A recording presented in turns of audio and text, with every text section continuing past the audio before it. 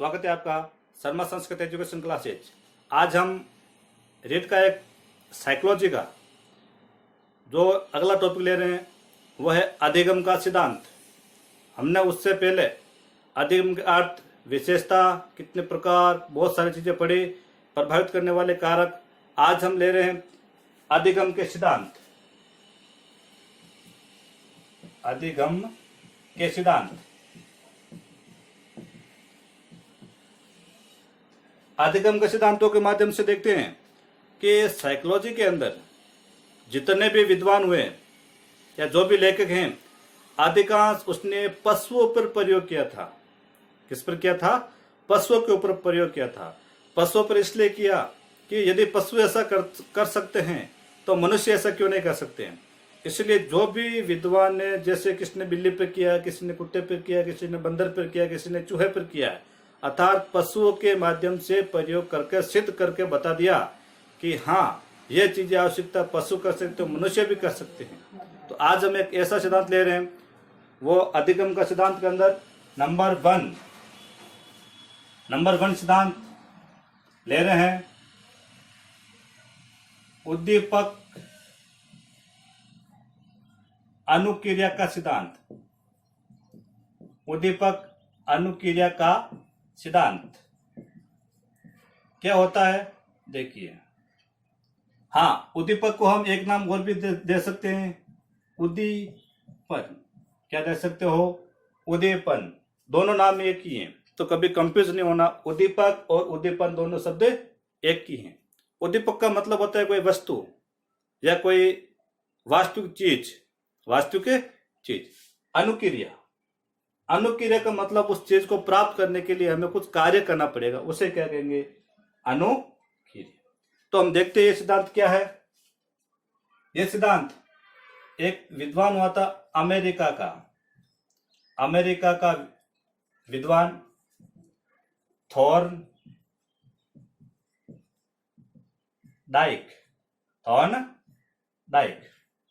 उसने सिद्धांत दिया था 1913 में। 1913 में सिद्धांत दिया और उसने पशु पर प्रयोग किया था, और उस पशु का नाम है बिल्ली।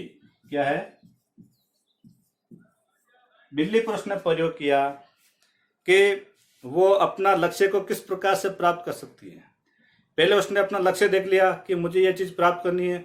उसके बाद उसमें शरीर के अंदर एक चालक की महसूस हुआ कि हमें कार्य करना पड़ेगा। जब हम कार्य नहीं करेंगे तो वो हमें वस्तु प्राप्त नहीं होगी। अब वो कार्य करना शुरू हो गई, इतना अपना अच्छा प्रयास किया, अंत में जाकर उसने अपना कार्य की सफलता प्राप्त कर ली। जैसे सफलता प्राप्त हुई तो उसे लक्ष्य की प्राप्ति के आनंदित हुआ था। तब जाके किसी भी थॉर्नडाइक ने कहा कि किसी भी लक्ष्य को प्राप्त करने के लिए हमें सर्वप्रथम क्या करना पड़ेगा? अनुक्रिया करनी पड़ेगी। जब तक हम अनुक्रिया नहीं करेंगे तब तक हमें लक्ष्य की प्राप्ति नहीं होगी। जैसे हम देख सकते हो, हम अब तैयारी पे नहीं कर रहे हैं, ऐसे हम सोच रहे हैं कि गवर्नमेंट जॉब लग जाए, तो ये असंभव कार्य है। हमें उसके लिए पढ़ना पड़ेगा, अच्छी तरीके से मेहनत करनी पड़ेगी, तब हम जाके हमारी सफलता की प्राप्ति हो सकती है। और वो सफलता एक ऐसा सिद्धांत है, वो ही हमें सफलता दिला सकता है, अन्यथा इसके अलावा कोई दूसरा सिद्धांत नहीं है। तो हम देखते हैं क्या और कहा, इस सिद्धांत को एक नाम दे दिया गया था। इसको उद्दीपक को दिया था एस और अनुक्रिया को दिया था आर, और सिद्धांत को हम कहते हैं थ्योरी। क्या कहते हैं? थ्योरी। इस सिद्धांत को एस आर थ्योरी का सिद्धांत भी कह सकते हो। हम देखते हैं एक बार इसके उपनाम क्या देखेंगे। उपनाम देखो, जितने भी जो उपनाम आए हैं वो किसी न किसी कारणवश आए हैं। एक बार हम उपनाम देखेंगे, उसके बाद प्रत्येक उपनाम का अर्थ जानेंगे। यदि प्रत्येक उपनाम का अर्थ जान लिया तो हम ये सिद्धांत को अच्छी तरह से याद भी कर सकते हो। तो देखते हैं हमारे इस सिद्धांत का नाम क्या है। उद्दीपक अनुक्रिया का सिद्धांत एक तो ये हो गया। दूसरा RS थ्योरी का सिद्धांत। तीसरा प्रयास व त्रुटि का सिद्धांत। प्रयास व त्रुटि का सिद्धांत, या इसी का और कह सकते हो भूल व पर्यतन का सिद्धांत, भूल व पर्यतन का सिद्धांत। और उसको मैं दूसरा एक नाम और भी दिया था, bond theory. Bond theory, bond को हम कह सकते हो बंध सिद्धांत। बंध सिद्धांत, बंद सिद्धांत क्यों कहते हैं? हम देखेंगे किसी बिल्ली को एक पिंजरे के अंदर बंद कर दिया, एक बॉक्स के अंदर बंद कर दिया, फिर भी उसने अपनी अनुक्रिया के माध्यम से सफलता प्राप्त कर ली, तो उसको नाम दिया गया था बॉन्ड थ्योरी या बंद सिद्धांत भी कह सकते हो। और भी इसके 2 या 3 नाम और भी इसके दिए थे, अनुबंधन और संबंध का सिद्धांत। क्या कहते हैं? अनुबंधन का सिद्धांत या संबंध का सिद्धांत। या 5 नाम हो गए, उद्दीपक अनुक्रिया का सिद्धांत, बॉन्ड थ्योरी का सिद्धांत या बंध सिद्धांत, SR थ्योरी का सिद्धांत, अनुबंधन का सिद्धांत और संबंधवाद का सिद्धांत। अर्थात ये 5 सिद्धांतों के माध्यम से पता चल जाएगा कि उसने बिल्ली पर प्रयोग किया तो उसका सफलता किस प्रकार से उसे प्राप्त हुई थी। तो अब हम देखते हैं कि जो बिल्ली, अब अच्छी तरह से यहाँ पे ध्यान रखेंगे, प्रयोग कर रहा हूं मैं यहाँ पे, देखते हैं किस पे किया था। बिल्ली पे उसने एक प्रयोग किया था और उसने बिल्ली पर कौन सा किस प्रकार से प्रयोग किया था वो अच्छी तरह से हम देखते हैं कि यह प्रयोग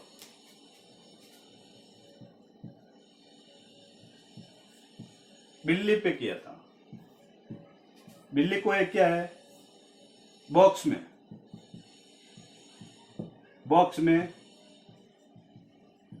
बंद कर दिया था।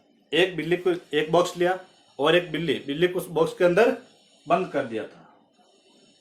बंद करने के बाद बाहर एक मांस का टुकड़ा रखा था, मांस का टुकड़ा रख दिया।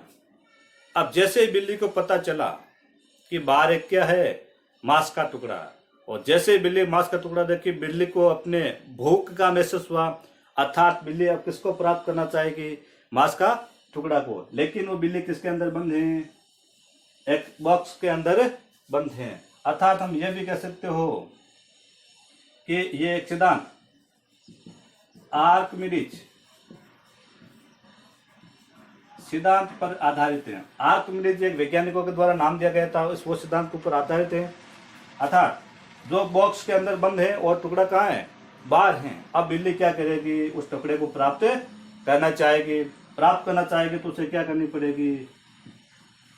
अनुक्रिया करनी पड़ेगी। अनुक्रिया करेंगे, कैसे करेंगे?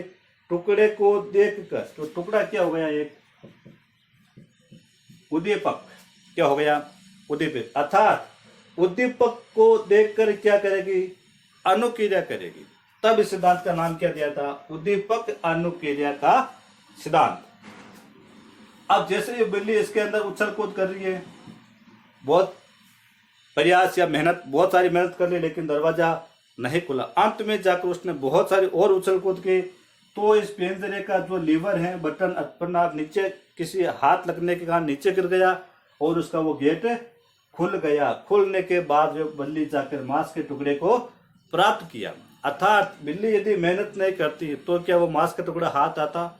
उसी प्रकार हम यदि अपने तैयारी भी नहीं करते हैं, यदि हम अच्छी तरह से तैयारी करते हैं, तो हम भी इसी बिल्ली के आधार पर हम कह सकते हो कि 100% सफलता की प्राप्ति कर सकते हैं। और अर्थात इस सिद्धांत का दूसरा नाम क्या दिया गया था? बंद थ्योरी। बंद क्यों दिया गया था? क्यों बिल्ली को क्या कर दिया था? बंद कर दिया था।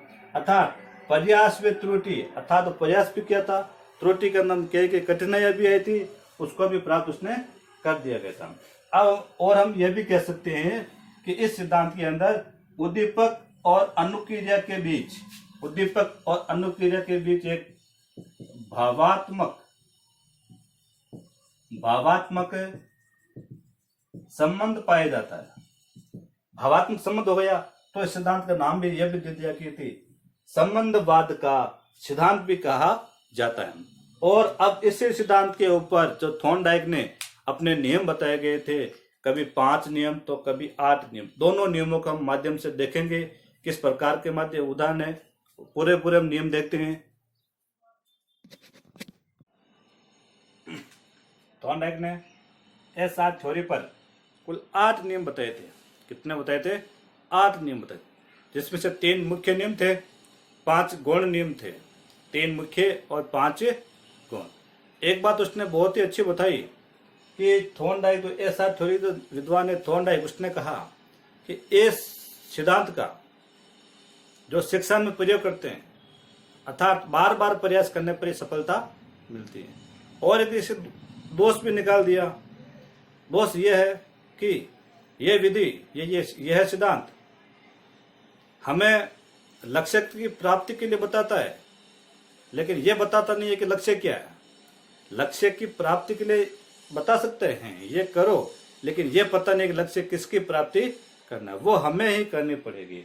तो हम देखते हैं एक बार, तो 3 मुख्य नियम और 5 गौण नियम। और 3 मुख्य नियम के अंदर वेरी में ले रहा हूं यहाँ पे, पिछली बार जो रीट, RET, रीट के अंदर एक क्वेश्चन आया था, वो यहाँ से आया था मेरे मित्रों। अच्छी तरह से एक बार ध्यान से सुने मेरी बात को, कहां से क्वेश्चन आया था, क्या निकला था। 3 मुख्य नियम बताए गए थे, TAP। टी का मतलब हुआ कि तत्परता का नियम। हम ऐसे कह सकते हो ताप, क्या कह सकते हो, ताप, तत्परता का नियम। अर्थात यदि किसी मनुष्य की पढ़ने की इच्छा है तो उसको लगन होनी जरूरी है, पढ़ना जरूरी है। जब तक हम तत्परता नहीं रहेंगे तो हम ये कार्य नहीं कर सकते हो। हर किताबों में एक ही उदाहरण दे रखा है कि किसी घोड़े को तालाब के पास ले जाया जा सकता है, लेकिन उसको पानी पीने के लिए बाध्यता नहीं कर सकते। तो हम उसी प्रकार हम ये भी ले सकते हो कि हमें या बालक को विद्यालय तो ले जाया जा सकता है, लेकिन उसको पढ़ने के लिए बाध्य नहीं किया जा सकता। पढ़ना उसको ही पड़ेगा। जब तक उसकी इच्छा या लगन नहीं होगी तब तक हम कुछ भी नहीं कर पाएंगे। तो ये कौन सा हो गया, तत्परता का नियम। इच्छा होनी जरूरी, इच्छा होनी जरूरी। तो हम इसके ऊपर बहुत सारे उदाहरण ले सकते हो। दूसरा यह था अभ्यास का नियम। बार बार हम अभ्यास करेंगे तो कभी जीत भी मिलेगी तो कभी हार भी मिलेगी। तो हम कह सकते हो उपयोग या अनुपयोग। उपयोग हो तो क्या हो गया, जीत हो गया। अनुपयोग का मतलब हो हार। तो कभी जीत भी मिलेगी और कभी हार भी मिलेगी। तीसरा आया था प्रभाव, परिणाम और संतोष का नियम। पिछली बार क्वेश्चन आया था 2018 में। 2018 में ये क्वेश्चन आया था कि यदि कोई मनुष्य किसी वस्तु से अपने मन में संतुष्टि प्राप्त करता है तो ये सिद्धांत हैं, तत्परता का नियम, अभ्यास का नियम और प्रभाव का नियम। तो यहाँ पे देखो, वहां पे एक नाम दिया था संतोष का नियम, मतलब अपने मन में संतुष्टि होना भी एक जरूरी है।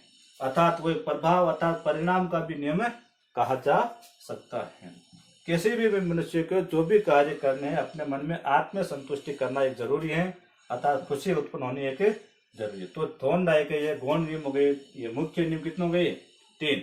तो हम कह सकते हो ताप, TAP, तत्परता का सिद्धांत या नियम, अभ्यास का नियम, प्रभाव का नियम। अब हम देखते हैं गौण नियम। अब गौण है, ऐसे यहाँ से क्वेश्चन नहीं आता है, लेकिन हम कभी कभी क्वेश्चन मिलाने पूछ लेते हैं, निम्न में से कौन सा गौण है कौन सा मुख्य है। तो इसलिए वो थोड़ा ध्यान रखिए।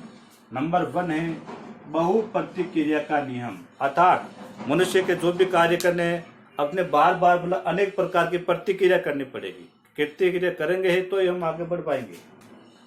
दूसरा है मनोवर्ती या अभिवर्ती, कि मनुष्य जिस विषय को, वस्तु को जिस सोच से पढ़ता है उसे, इसका मनोवर्ती का मतलब होता है सोच। जिस सोच से पढ़ता है उसी सोच से मनुष्य को वापस सीखता है या सफलता की प्राप्ति होती है। तीसरा है आंशिक अनुक्रिया का नियम। आंशिक अनुक्रिया का नियम है कि बहुत ही बड़ा कार्य को छोटे छोटे खंडों में विभाजित करना। जैसे हमारे रेट की जो हम तैयारी कर रहे हैं, बहुत सारे सब्जेक्ट भी हैं, अर्थात टॉपिक तो एक है लेकिन एक टॉपिक के अंदर 12 टॉपिक या 12 पॉइंट दे रखे हैं। तो हम क्या करेंगे, छोटे छोटे खंडों में उसको विभाजित करके उसकी तैयारी करेंगे। तो यह हो गया आंशिक अनुक्रिया का नियम। चौथा है आत्मसात या समानता का सिद्धांत, अर्थात यह भी एक वेरी इंपॉर्टेंट है। चौथा है संबंधित साहचर्य का सिद्धांत। संबंधित साहचर्य का सिद्धांत, इसका मतलब तो यह हो गया कि समान क्रिया के साथ समान अनुक्रिया, समान कार्य के साथ समान अनुक्रिया करना, ये समान अनुक्रिया कहलाती है। तो यह है हमारा अधिगम का पहला सिद्धांत, SR थ्योरी का सिद्धांत, या उद्दीपक अनुक्रिया का सिद्धांत, जो थॉर्नडाइक ने दिया था 1913 में। ये एक अमेरिका का विद्वान था। आगे के वीडियो हम लेके आएंगे उसका उल्टा RS थ्योरी का सिद्धांत। तो बने रहे हमारे वीडियो के साथ, और हर बार आप इसकी स्क्रीनशॉट भी ले सकते हो, वेरी इंपॉर्टेंट है। ओके, धन्यवाद।